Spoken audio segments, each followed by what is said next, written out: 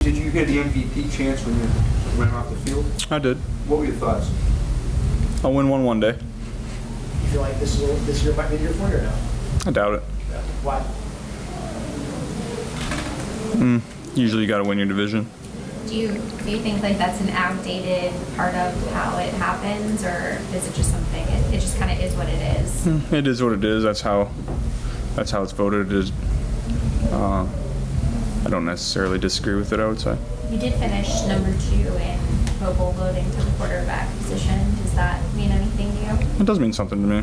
I didn't quite expect that, so that was a nice surprise. You do think you'll get MVP one day, though? One day. I think you'll be probably, strong favorite to win comeback for the year for the second time. What would that mean for you to win it twice, especially in such a short time span? Would this one be more meaningful maybe than the other one? Yeah, that one I would be proud of.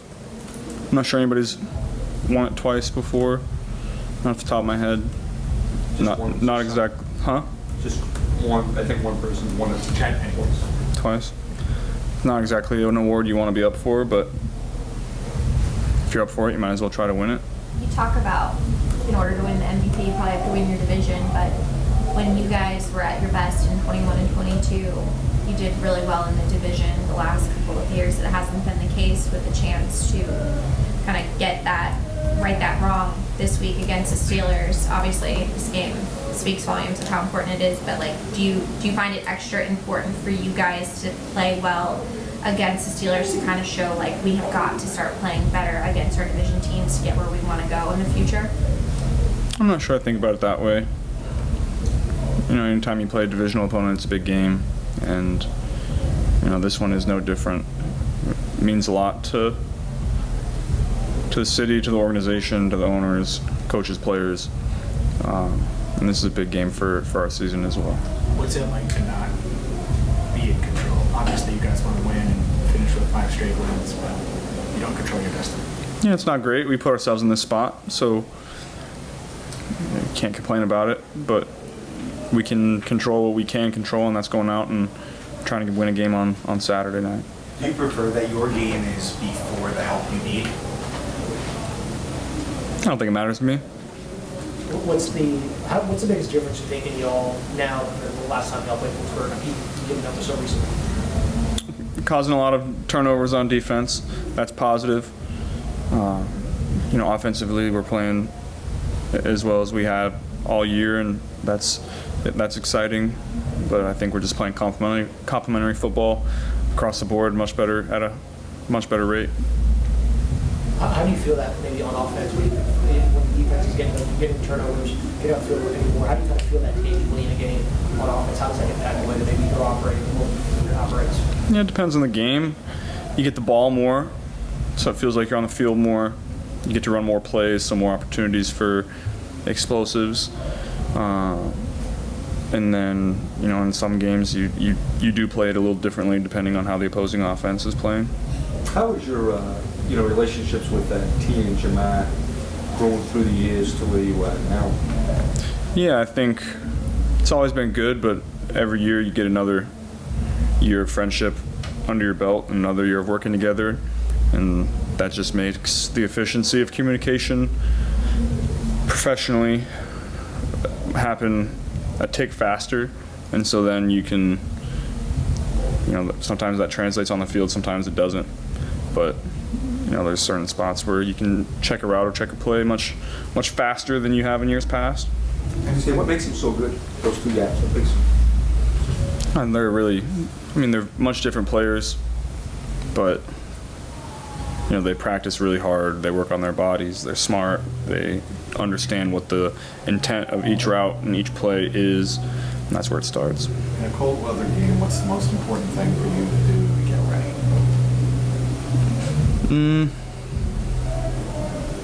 Not a lot you can do. You try to stay as warm as you can. You're sitting on the bench with the heater on the coat. Everybody has their process of how to keep their hand warm, and not a lot you can do. You just got to go out and brave the cold and go try to win a game. Is it as obvious as, it's cold out, but put that in the back of your mind, or do you feel it? When you're playing, you don't really feel it. You're out there running around, focused on other things. If you're not playing and you're standing on the sideline, you definitely feel it. I've been in that spot before. But when you're playing, if you're on the sideline, you got the coat, you're on the heated bench. When you're out there playing, you're playing. So I've never felt like it was anything crazy. A couple of years ago, you said that the playoff games are where like legacies are built for quarterbacks. Are you looking at this game in a similar fashion, given the importance of this game? I think you can. Yeah, I think this is a big game for the Bengals. You know, whether the things happen for us to get in at the end or not, this is a fantastic opportunity on prime time to go and finish the season strong and end it with a good taste in your mouth. What's a consistency that stands out from whenever you play Mike Tomlin coach Steelers team? They're going to make plays on defense. You know, you're going to be able to. We've had some success with them against them throwing the ball, but when you have T.J. Watt and Minka and everybody on that front, they're going to make plays. They're going to cause turnovers, and sometimes there's not a lot that you can do about that, and it's just about staying focused, moving on to the next play, and trying to execute each play to the best of your ability. Orlando Brown Jr. revealed to us that he's actually playing on a broken leg right now. What have you seen from him over the past few weeks, which have been probably some of the most difficult in his career? Yeah, he's working hard to get back out there. I think he played really well on Saturday. You know, when you have a guy like that loves the game, loves his teammates, wants to be out there for him, you know, he's going to do anything that he can to get back out there. And so whenever somebody's doing that, you appreciate it. You played such a big part in Jamar's career, and vice versa, for so many years now. What's it like to see him be on the cusp of potentially history if he gets that Triple Crown? Yeah, I think a couple of them are pretty out of reach for everybody else. I think the receptions, everybody's pretty. You know, I think he's got a 7 or 8 catch lead, something like that. Make sure he gets it. What's it been like to kind of see kind of that year? I mean, very few guys have done that over the course of their careers, making Hall of Famers or in consideration. What's it been like to see him kind of enter that stratosphere and given how long he's done it? It's not surprising. He works for it. He grinds for it. He's a once in a lifetime type player, and you know, our careers will forever be tied together, college into the pro landscape, and so it's just fun to be a part of. When you were transferred to LSU, how much did you know about him before you got there?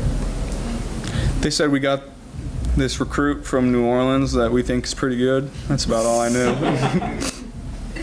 What would you consider the 3 most important stats for a quarterback in Triple Crown? Probably yards, completion percentage, and touchdowns, I guess. Yeah. When you play a team for the second time, do you try to get in the head of the defensive coordinator and kind of guess what tweaks and changes they might make, or is that wasted time and you'll just adjust in real time? I've stopped trying to think about how defenses are going to play us a while ago, because I would find myself getting into that mindset, and then you get out there and you see a bunch of stuff that you hadn't seen before. And so at this point in my career, I feel like I've seen enough football that I can just read and react on the fly to whatever I'm seeing and whatever coverages are thrown at me, and I'll be ready for anything. You said before about the Steelers that you have to accept they're going to force some turnovers. That seems like a pretty mature thing to say. Like, when did you get, as a perfectionist, in the mindset that, like, okay, like, the ball's going to be turned over this game? We played there in 2022, and T.J. Watt jumped up, caught my ball on a choice route, and then got slammed, and I threw a pick. And then another time, I was throwing a curl route, and somebody jumped up and tipped it at the line of scrimmage, and I threw another pick. And there's just nothing you can do about that. So they have great players on defense that are going to make plays. You just got to go out and make more. Does 5,000 yards passing mean anything to you? It'd be cool, but not really. I don't know if you've seen this, Joe, but right now you have the highest completion percentage in NFL history, so that's a key thing for you for a triple crown.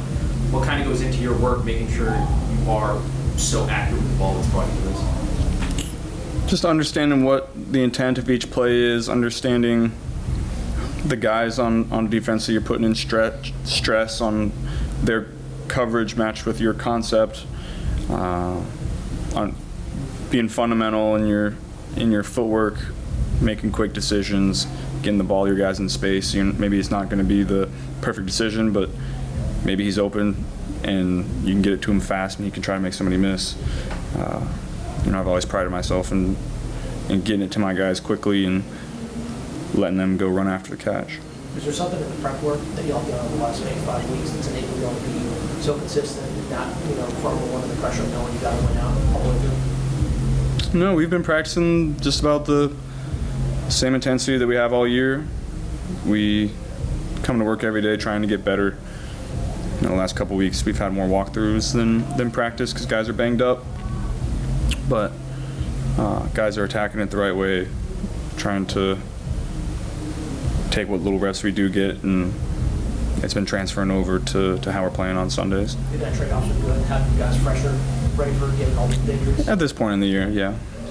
It seems like, is your philosophy throw it whether or not? That just seems to be... Find completions. Find completions. It's not always going to be pretty. You're going to get pressured. You're going to misread the coverage. But even on plays like that, there's usually a completion to be found. Joe, on the subject of not being in control of your own playoff fate going into this weekend, I know you guys are primarily, focused on the task at hand, but I wonder if in the quiet moments where you're with yourself and your thoughts, if you think back to some of the close games that got away and have regrets or, remorse about some of those and how this could be different right now. I'm sure I will. I haven't thought about that currently, but depending on the next week, after the season, you'll reflect on those and see where you can improve. Does this feel like, are you thinking about the possibility that could be the last game you have both T and Jamal with you, given how long they've been? Have you let yourself kind of think about that? I haven't really thought about that. It's obviously a possibility, not one that I'm excited about, but that's not in the plans, I would say. You still have the same confidence you probably did after the Cowboys game, but you feel like y'all can maybe find a way to keep up? Yeah, I think so. In that kind of same vein, do you watch games when you're watching other teams play with players that formerly played here that have gone on to play really well with their new teams? The fan response sometimes is, I wish we could have kept him, or, why weren't we able to keep X player? Do you do that, or do you kind of just, whatever happens, you accept it, or do you find yourself having a little bit of that spite when you watch one of your former teammates perform really well for another team? Yeah, whenever a great player leaves, you wish you could have found a way to keep them. You don't want to make a living out of letting great players leave the building, and I think that's why you got to do everything you can to get those deals done early. Looking at Saturday, the last time you guys met, it was a high-scoring game. There were some turnovers mixed in there. Do you kind of anticipate another high-scoring game, or how do you kind of go into that when you guys are able to put up points, and then the second time that they see you, the adjustments that they make? Yeah, I'm always ready to go and put up as many points as we need to and draw back as many times as I need to go and win. I'm preparing for anything. What have you seen from Khalil Herbert over the past 2 months or so? Yeah, when he's a smart guy. He's really smart. You could tell that in the first week that he got here. You weren't having to tell him what to do on a ton of plays, and that's rare. And he makes plays when he gets his opportunity. He had a big play for us last week. Chase went down, and he came in there and multiple drives and played well for us. So I have a lot of confidence in him.